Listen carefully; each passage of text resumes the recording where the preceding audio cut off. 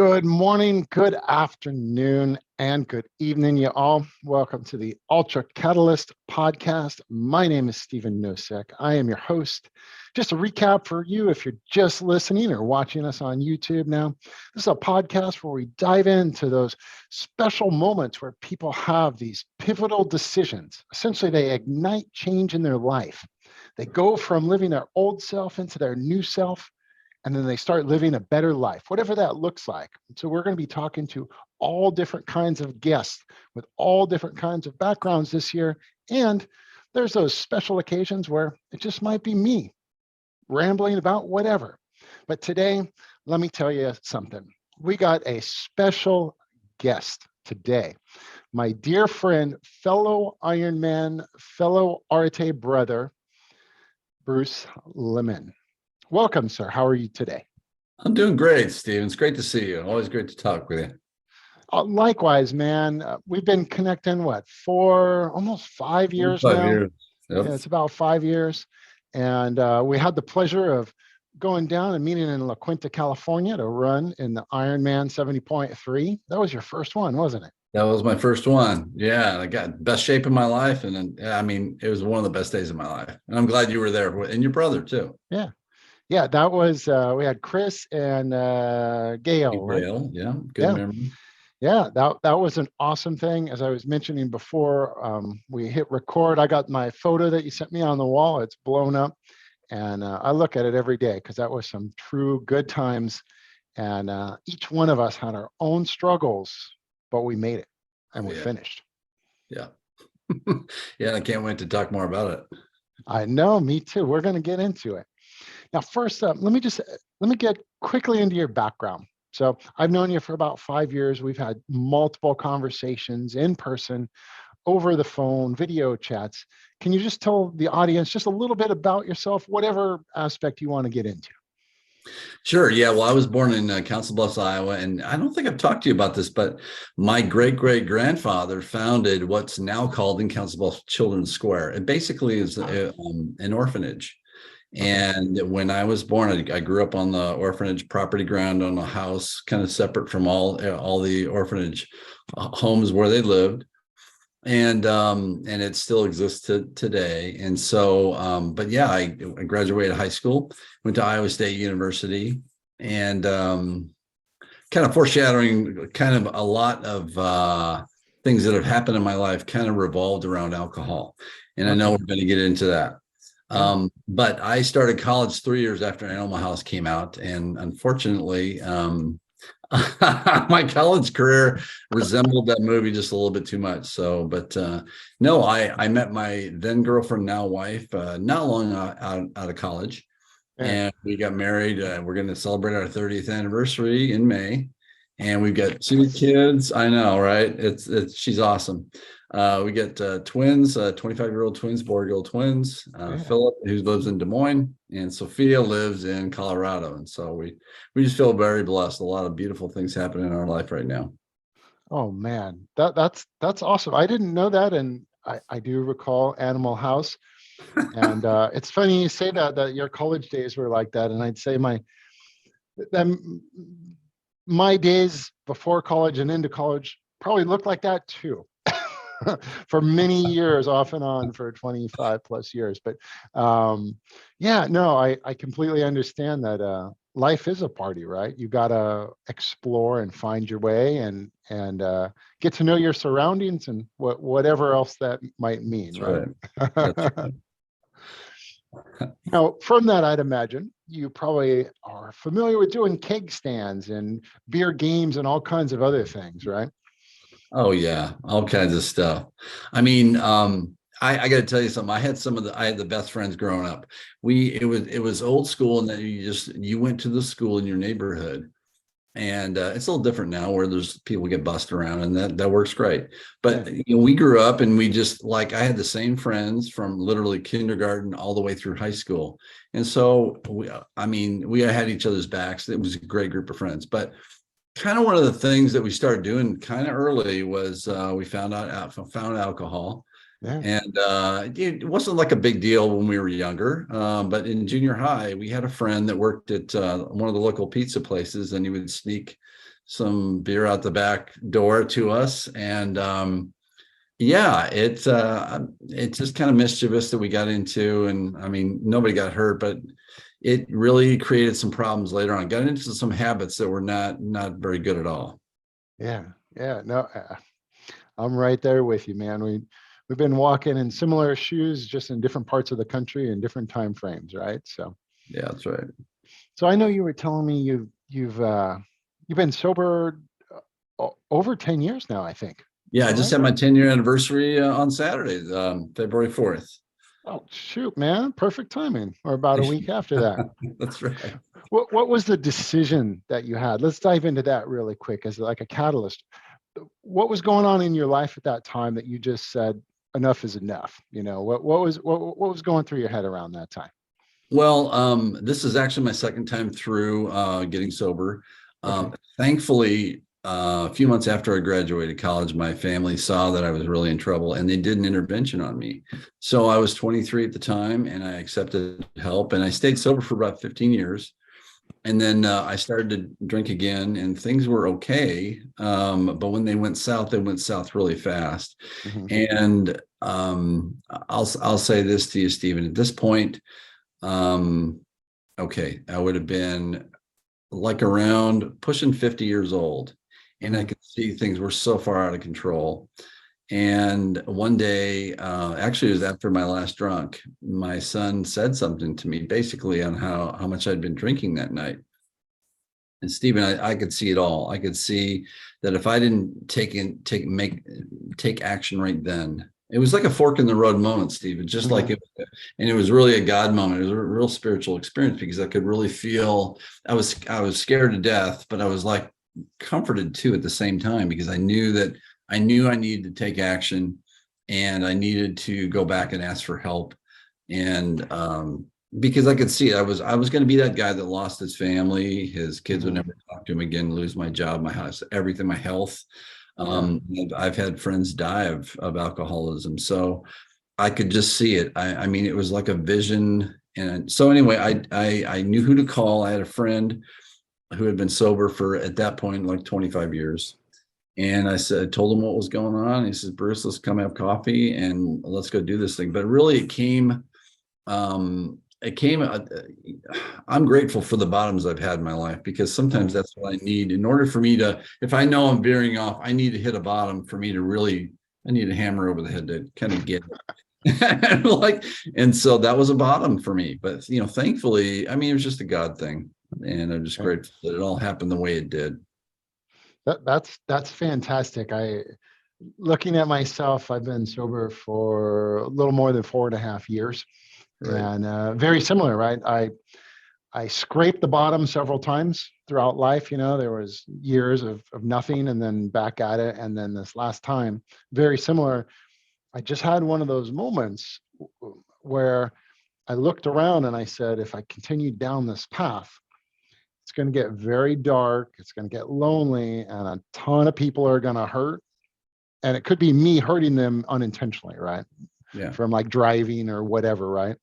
And I said, this isn't what I want. And interesting enough, about 24 hours before that, I got an email from Arate saying I was accepted. And in the back of my head, I said, you know what? I've been I've been just fudging around way too much. If I don't flip the switch and turn, how am I going to hang out with all these people that are dominating business people, up and coming, all different levels, industries? How am I going to be able to hang with these people? There's no way. I'm pathetic at this moment, right? That's what's going through my head. But yeah, that was my catalyst, right? It was like made a decision and boom, all of a sudden this opportunity came in front of me. And then shortly after that, met you at the event and through Arte and the group. So Well, and I listened to the very first Ultra Catalyst podcast, and you were yeah, telling your story about how you fell asleep at the wheel, yeah. and I mean, I had that too when I was in college. That was toward the end, people were they were worried about me when I was in Yeah, college. I was just, I would, unfortunately drink and drive too often, yeah, and I got a couple DUIs in the process. And so, yeah, no, that very well could have been me. What happened to you, or worse, like you're saying, we could yeah, have run into people, Stephen. We could yeah. have. It It's, could have been detrimental on multiple levels, right? oh, yeah, exactly. Now, along the same lines, as you progress through sobriety, what was your support group look like your sphere of influence? How did that change, right? Because they just witnessed you kind of going through these transitional places in your life, right? You were obviously had different habits and stuff like that, maybe behaviors. What was that transition for them? Were they encouraging? Was it difficult, or did they jump right in? Well, this time was way different than the first time I drank. The Yeah, first time I drank, I was all over the place. I was really out there. I was really, and this time I was hiding a lot. There was all kinds of shame. I yeah, knew, I, whatever point that I realized I went from drinking normally for a good chunk of time, in between about times with sobriety, and then when it went south, I knew from the time I was sober for 15 years I was in big trouble. But I was too proud to ask for help, and so most people had no clue. Even my wife, up until the very last, even before the very last, when I actually asked for help, then mhm, she really could see some signs and she knew what was going on. But most people had no clue that I was struggling like that. But gosh, everybody was just, I mean, everybody's just so supportive between, our church and our neighbors and my family, of course. mhm. And just people just kept emerging in my life, like from my college days, that I could start helping them because, once I kind of made my story known, like I Mhm. did on Facebook, I made a Yeah. post about it.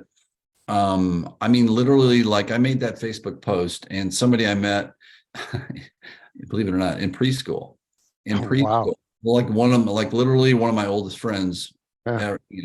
he got a hold of me because of that post. And so I could start helping other people like I'd been helped. But I mean, people connect, Stephen, you know this. People connect with our broken places in our life. You Mhm. know, I can't connect with somebody that seems perfect. That's the one thing about social media that's so, and we all know this, Yeah. that it's nice to have all these great things we post on social media, but man, when I got sober and I started at social media, I don't even know if I had social media in 2013. Anyway, when I started getting social media and I would see people posting stuff like that, I'm like, I mean, it took some courage to put that out there, and I really Oh, connected. yeah. So I just try and do that too, because I know that there's people out there struggling, and usually the ones that look the most perfect, they can be some of the ones that are struggling the most. So anyway, I just put some story out there like you have, and people gravitate toward you that need the help or need the guidance, I guess. Yeah, it's that vibe and just that aura that you put off, right? That you're here to help everybody else. And you're absolutely right. On social media, there's a lot of facade, right? A lot of Photoshop, a lot of how do you say, stage photos or videos or crazy camera lighting and all that stuff, right? I mean, it's hard to get that authentic person on the other end, right? Like you could feel it though, just like you were saying, right? I mean, that's Yeah. that's how we were able to connect, is just from authenticity of caring about other people, right? And we got stuff inside of us that we want to give out. Yeah, and I think the thing that changed for me, Stephen, this time around was um just letting God run the show. I'm a Mhm. Christian and a believer. And I think the difference between the first time I was sober and now is that it's not like I don't have my days where I try and control and manage everything, because I have those, but I really try, and I've got a regular print, all about healthy habits, Mhm. everything right out of bed. I try and pray and meditate first thing before I grab devices, and just try and I just try and remember who's in charge of my life, and it ain't me. And so I think that that's the difference now. I was trying to run the ship, and I just ran everything into the ground when I try and do things my way. So, um, and I got a great wife. I mean, she's amazing. She just is like, she's just like the coolest. Nothing seems to ruffle her feathers, and she's always been so supportive. And we just got great families on either side. We got our ups and downs like every family, but we got great support all the way around. So that helps tremendously, obviously. Yeah, definitely. That's fantastic. Yeah, no, I met Jill and your kids as well, and man, all around great family. Very supportive, and I see you guys post here and there on social media about all the different trips that you do as a family, which is Yeah. awesome. Yeah. Now, let's fast forward. It's 10 years. You're now sober. What's your mission? What are you really aiming to do at this moment in time to help other people, whether if it's on alcohol or in a business venture, for example? What's your key mission now? Well, kind of like Arte talks about faith, family, fitness, finances. I Hmm. included fun because I went to a point where I need to have more fun times like the Ironman. Some people may not think that's fun, but I mean, you and I can attest that, yeah, it hurt a little bit, but that's a lot of fun. It's a Um, lot of fun. It's a lot of but fun. my faith walk, everything starts from that. It begins and ends with my commitment to the God of my understanding. Hmm. And my wife, my marriage right after that. And my health is in there too. Of course, I got to keep if I don't have my health, it's going to be difficult with my kids and then everything else. But Yeah. as far as my profession, I've been involved in real estate for 4 years, but I recently got my license here in Nebraska, and I joined a great team of real estate Oh, agents. And fantastic. my broker, yeah, no, it's been great. My broker's been an agent for 40 years, so I'm learning a lot. I got my first listing, and got my first closing in a couple of weeks from today. And so I know things are rolling along really well, and people are responding. But I think, Stephen, I just here's what I'll say about helping other people, whether it's helping people with alcohol or like in our church. I prayed about, God, like, let me back up a little bit. Every decade, I think I may have told you this, but every decade has been better than the last. Even though I met my Yeah. then girl, now wife, Jill, it's the best thing that ever happened to me in this world. Hmm. Um, the decade of my 20s were my hardest. Yeah. Who am I, what I believe, that whole thing, getting sober, the whole thing. 30s were better than 20s, and 40s better than 30s, and so on. So I got no reason to believe that 60s won't be even better than my 50s. But so when I help whoever whoever comes into my sphere, it just like it helps me even more when they're in their 20s for some reason. It just kind of helps, I think, heal that poor little Bruce way back back in the 80s, man. But helping people that are struggling with alcohol, helping them to come to know the Lord is obviously, that's number one.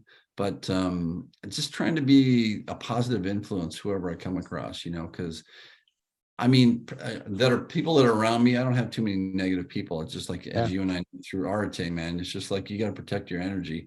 Even Hmm. though we're willing to help people that are struggling, because like people help me consistently, I gotta take care of myself. I gotta take care of myself, because that's why when I started drinking and went south, I clearly wasn't taking care of myself. So I've got Yeah. a responsibility to my family and to my kids and my clients at work. I've got to maintain a level of integrity and honesty and everything else, and that only happens if I'm taking care of me and my relationship with the God of my understanding. Yeah, I completely understand that. And I see how you are a vehicle, right? Based on what you're saying, right? Is you used to try to steer the ship just like I did years ago, right? And for some reason we kept crashing and burning, right? We were running into the rocks. No Yeah. pun intended for drinking on the rocks, right? But for the longest time, like we thought we had everything under control. And in reality, we just had way too many balls and we had too much ego, like you said just a minute ago. And that is something I struggled with for the longest time, especially in my 20s, right? In my 20s, it was like, now I'm this newfound person, right? Headstrong, I'll do whatever the heck I want. And who cares what the after effects are? I'll deal with that later, right? And like you said, as you progress year to year, decade to decade, I agree.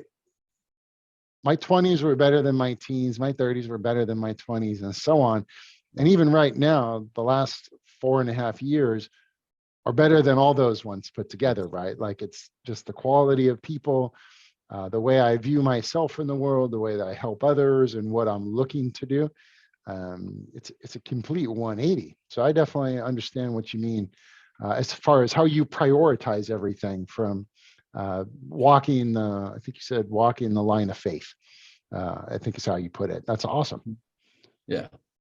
Yeah, and asking for help. I mean, I don't know where I got it because my parents were not these people that I got to do it all myself. They asked for help. I don't know where I got that, Stephen. And just like I got to figure it all myself, or a real man doesn't ask for help. I don't know where I got that, but that helped me crater even faster. So I Yeah. know I asked for help.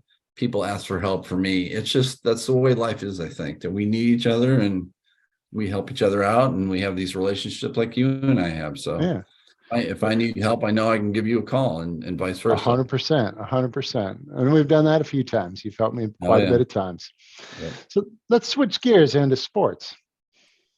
So a few years ago, you just had a whim to say, I got some buddies that are doing triathlons, they're exercising. I want to get in shape. I want to do these crazy shit, right? Pardon my language. Uh-huh. What was where was your mind at when you said, yeah, I'm going to go out and do a 70.3 Ironman? Well, actually, okay, so that was 2019. You and I did Yeah. that. Yeah. So back up 5 years. Actually, the catalyst that made me realize it was possible was it came from a really sad situation.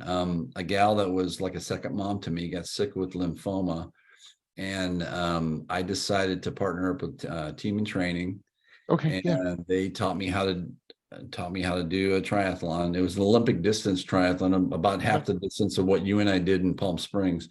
Hmm. And then you raise money for the organization. So I raised about $4,500, and I'd never swam. I loved the water my whole life, loved it, but I never swam for stroke until then. I just jumped in and learned, man. I mean, Yeah. and then people were like, how'd you learn how to swim? I said, I felt like I was swimming for Mrs. White's, so like I just did it, man. And then, so at that point, you're doing, I can't remember how much they do in Olympic distance, like 500 meters, 1,000 meters, whatever Yeah. it is, Something like that. something like that. And then you bike something like 25 miles, or yeah, 25 miles. And then you do a 10K. Hmm. And that's how I did it. But there was something, Stephen, about an Ironman. Oh, that's not possible. No, I could never do that. Well, you and I joined Arte at the end of June. We get accepted of Yeah. 2018. Yeah. You start hanging around with people with different mindsets, and you just, I mean, I couldn't believe I was just so encouraged and inspired by this group. Like it really made me feel like I could do anything. So I said, I'm just going to do it, man. And I had the thought to do a 70.3 for it. I'll put it this way: from the time that I had the first thought that maybe it's a possibility to the time Hmm. you and I crossed the finish line was about 2 years. So Okay. even before we started Arte, but the Arte thing accelerated Yeah. this whole thing, just because it's like, man, you're surrounded by these people that are not afraid. They're just doing it, man. And I'm like, it's just such a great time in life. You, But you only it's you a only live circle. once, right? You only Yeah, live and once. it's the circle that you surround you. You are the average of the five people you, Yeah. or like in Arte's case, 500 people. Well, whatever the membership was at that time. I can't remember, like 500, something like that. But it Yeah. was just, Something like that. so I really am very intentional about the people that I surround myself with. And again, I'm willing to be with anybody, help anybody out. But over time, the people I hang with the most are the people that I want to become, and they want to become like me in whatever way. Yeah. Yeah. Exactly. Right. We all got different attributes that are desirable from other people, right? Because we could either see ourselves in it, or they have different behaviors that we want to emulate because we could see that helps fill one of those little small percentages of making us whole, right? And Mhm. it's very true. I look at my progression over the last 4.5, 5 years, and I cut out the bad percentages that weren't helping me or serving where I needed to go, or they were holding me back, right? I was talking to Kekui a few days Yeah. ago, and she talked about, yeah, sometimes you just have to get into the trench and dig out that anchor, right? Because sometimes you just can't cut through chain link. You actually have to get down there and pull the anchor out. so you could keep going, right? Because all of that stuff, aka baggage, is holding you back, and that could be thoughts, people, emotions, whatever. But that's awesome. What was it like crossing the finish line in Palm Springs after 7+ hours of trudging through that interesting course that we were on? Well, let me just back up to that day. It's just during the Yeah. day. So like I'd done bricks, like I'm sure you did. Like I did the swim and then bike, or bike, then, run, but I never did all three, let alone all of them, all the whole distance, the whole thing. Hmm. So, but I was just, I mean, the swim went great. I beat my number. The bike went great. I beat my number that I'd set out. But I had been a delivery driver for quite some time before and my feet were a mess after 22 years of pounding the pavement there. So I'm Hmm. like, I don't care if I have to crawl across the finish line, dude. I'm going to do this. So like, as you know, like the 13.1 miles was 10Ks around that golf course, Yeah, the rolling that was hills. a hilly course. Yeah, and the first loop was okay. I mean, I wasn't going very fast at all, but the second loop, I was starting to get flashes of like a cramp. Like Hmm. I'm, oh man, if I get a full on cramp, there's nothing I can do. I can, and I got to tell you, one of the coolest things of that whole day, Stephen, was like I thought about all the difficult stuff I've been through in my life. I either put myself through, Hmm. like willful behavior, or things people did that weren't exactly nice. I mean, I drew on that strength. I thought about, gosh, if I can get through that, I can surely finish this last leg, even though everything's screaming at that point, Oh right? yeah. everything Yeah. everything hurts like crazy, man. And it was great. It took me like 3 hours to do that 13.1, but it was phenomenal. But when I crossed that finish line, I thought the overwhelming thought that I had was, gosh, if I can do this, what else is in here, right? I mean, not that long ago, I thought this is impossible, and here I crossed the Yeah. finish line, let alone with my buddies. I mean, it's just so inspiring. So the fact that I'm doing what I'm doing now as a profession now is kind of an outgrowth of that, crossing that finishing line. Say, hey, look, Yeah. man, you got to keep challenging yourself. You got to do things maybe you thought you couldn't do before. And I'm just loving life right now. That's fantastic. Yeah, I remember that day often, especially when I'm struggling in any race that I do today, whether it's a triathlon or an endurance race, or even when I'm out just running around the neighborhood during training, right? That was actually mine and Jeff's second triathlon or third triathlon ever. We had done a sprint triathlon, I think in August, so like 4 or 5 months before. And then like a few weeks later, we did the Santa Cruz half Ironman. That's right. And instantly we said, dude, we're hooked. Let's go sign up for another one. And we just like, what's in California where we don't have to drive that far? Right. Mm. And we found that one. And then within a matter of days, I was looking on Facebook in one of the groups, and you're like, hey, I'm going to be here doing this. And I was like, dude, I'm going to be able to meet you in person because we're doing that same thing. Right. Oh, so cool. And yeah, I really enjoyed that we were able to meet up the night before and have dinner at Yeah. that Italian restaurant, Right. where and we just had some great conversations, and it was something else to just know in the race you're doing it with people you know and you respect and you care for. They're going to go through similar stuff, right? We're all at different physical fitness levels, minds are in different places, age are in different places, right? Circumstance, all that stuff. And I just remember there was times around that loop we'd wave to each other, Yes. and just these little small hits of dopamine and endorphins, just to say, hey, you know what, they're only a little bit farther, I could keep going, right? Right. I could keep going, right? Uh-huh. And then when we came around, so like we come around the corner, and you can start to see the chute for where the finish line is going to eventually lead to. Yeah.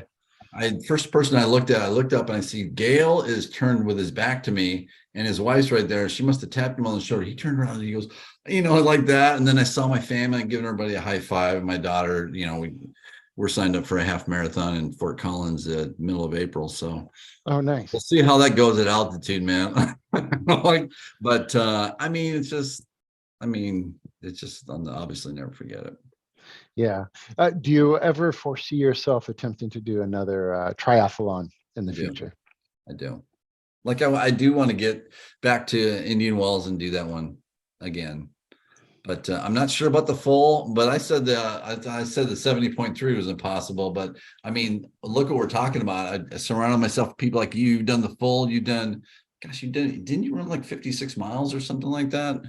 57. Uh, uh, the year after, yeah, I just completed last year. After my third attempt, I ran a full 101 miles in You one did race. go. Oh my gosh. Okay. And then I closed the year. I ran 67 miles in the flattest course in America, a little south of here, south of Houston, in December. And I wanted to finish the 100, but I somehow I strained my ankle or something, and I just didn't have it in me. And the pain crossed out my mental ability to keep going. Right, just that threshold. Oh It yeah. said you got to shut it down. So. Mhm. No, it's great. And really the community, the Ironman community, team and training community, the Ironman community. I did a marathon. I actually did a marathon.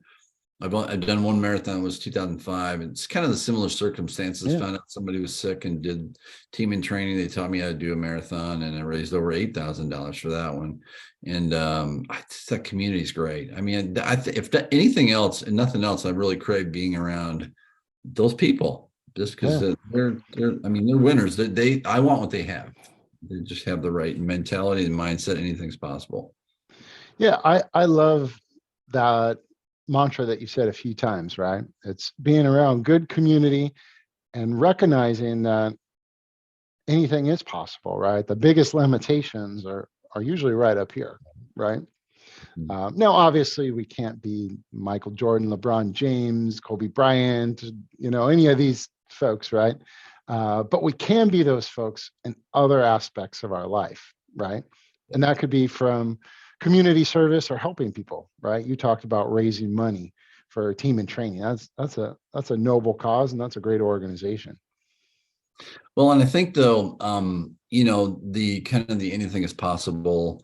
Um, it helps. That's the strength that I got from doing that and seeing other people like yourself and your brother doing those kinds of things is it helps me to, like, when I have to have a hard conversation with my wife or Mhm. have get a difficulty at work. I'm just like, you put your nose down. You got to face it. I mean, we had to face a lot to cross that finish line. It's always been physical. Be like sports. I always love Yeah. sports. Everything goes back to sports. So like I got so much from it, and it just so many lessons I learned from it that apply to every area in my life. And you got to face it. It's not going to go anywhere. Probably going to get worse, just like my Yeah. drinking did because I wasn't facing life on life's terms. Yeah. I'd even say that the triathlons and even the ultras that I've done, I'd say like 70+% is all up top. It's Oh all yeah. mental, right? It's because there's going to be times where, and I said this to a gentleman the other day, you're going to be in that pain cave, right? Even as you're going through other aspects of life, right? Maybe you're trying to buy a house, or you're trying to get your finances in order, or maybe a workout relationship. There's going to be times where you're only operating up here, and it's going to be a struggle. And there's people around you that can help you, but kind of like what we've discovered is sometimes that ego comes in, and we just can't say those words, right? And so we got to keep operating. But I'd say for these triathlons and ultra events, it's more mental, because once you get going, right, you just need that momentum snowball to keep going. But you're going to get to a point where your body's going to keep going. It's going to adapt, right? It's going to adapt. And you just have to keep winning yourself over to say, I'm going to go past the finish line, right? Mhm. Because I'm not done yet. Yeah, and it gets back to, we talked about kind of the responsibility, the service aspect. There's Yeah. people are watching. Like if people are in a dark place and they see something on social and they that encourages them, and you and I post something, they're watching that us doing this kind of stuff, like they helped me to cross, to get going in that direction, across that finish line, do all the training, I want to be an encourager, man. So the world can be pretty cruel sometimes. And I think most people they want to help. They really Yeah. do.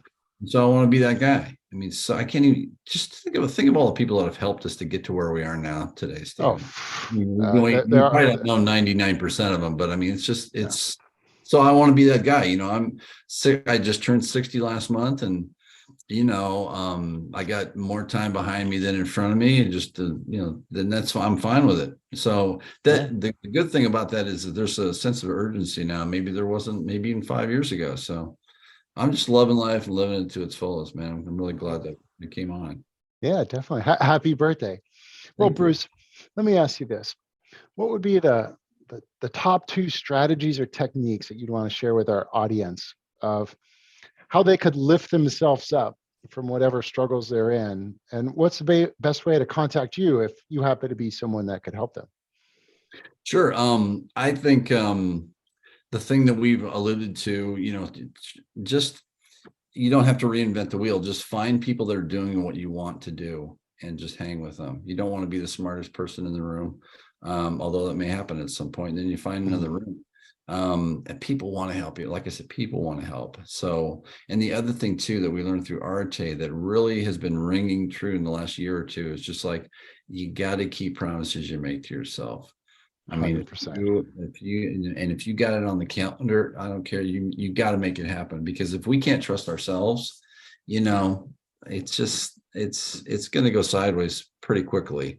So, and really, it could be the smallest thing. If I told my wife I'm going to do the dishes tonight, I got to make every effort to. Yeah, I mean, little seriously, Yeah. like little things like that. I mean, it all adds up.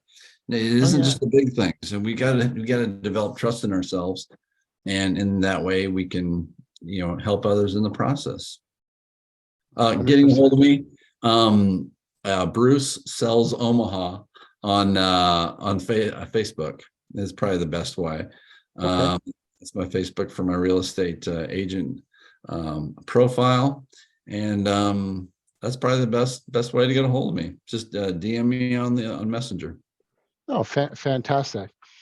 Well, Bruce, it's been a pleasure having you on the Ultra Catalyst podcast today. We've covered a ton of information, and man, I'm on fire. I'm amped up just from our conversation, just as usual, right? We always wrap and have a Yeah. good time together, but you shared a lot of valuable content with us today, and I think what you close with is phenomenal. I mean, anyone could really utilize that help, right? If they're struggling, if they need advice, if they just don't think they could get over that adversity or hurdle in front of them, reach out, right? And if you want to buy a home in Nebraska, especially Omaha, Bruce is your man. Highly recommend him. He will not let you down. Thank you, Stephen. Yeah, I'll be your guy for sure. I appreciate that. Excellent. Thanks, Bruce. Thanks, everybody, for joining us on Ultra Catalyst Podcast. We will be back next week. Go ahead, push like, smash a comment, send a DM, check us out, and subscribe on YouTube. Once again, thanks a bunch. Take care.